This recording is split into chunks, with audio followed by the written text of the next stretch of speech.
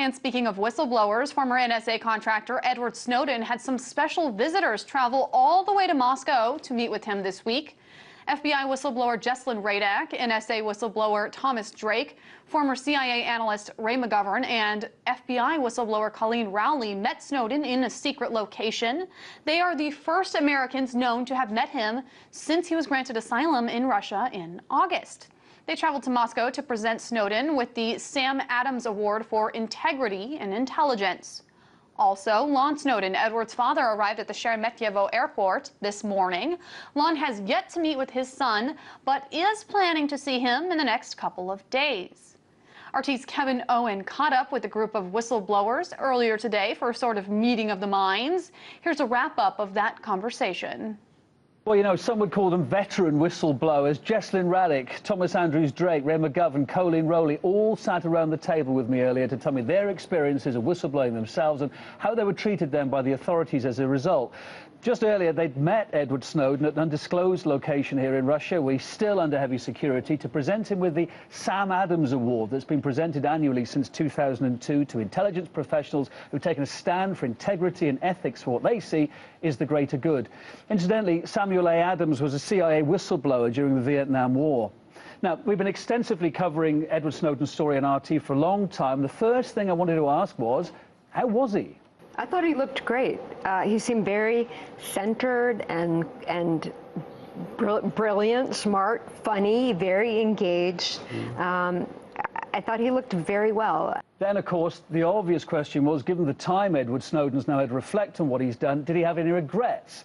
Well, in fact, Ray McGovern, a former federal employee who served under 7 U.S. presidents over 27 years, but then in 2002 went on to criticize President George W. Bush's use of government intelligence in the lead-up to that war in Iraq, put that very same thought to Edward.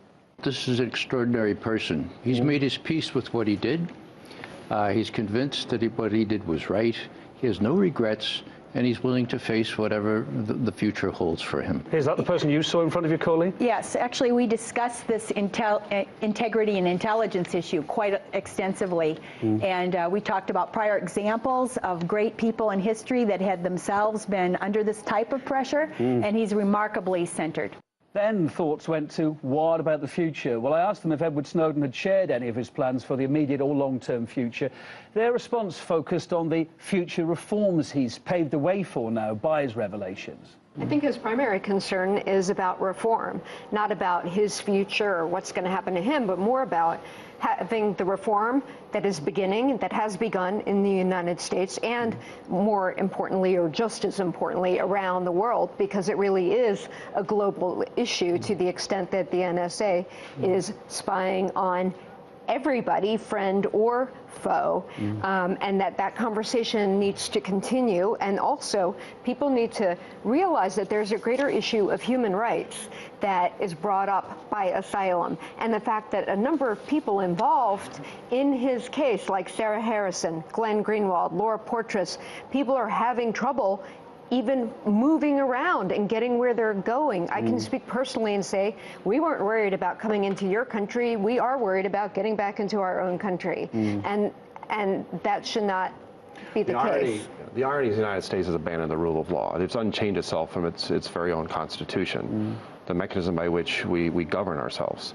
So when the U.S. abandons the rule of law, and uses secret law, secret opinions, secret interpretations of law, we're in a whole new ballgame. It's Pandora's box. And of course, these last 24 hours, we also think he's been or about to be reunited with his dad, who's over here in Moscow as well, who I'm sure behind closed doors will be giving Edward the support that only a father can. That was Kevin Owens from RT Moscow.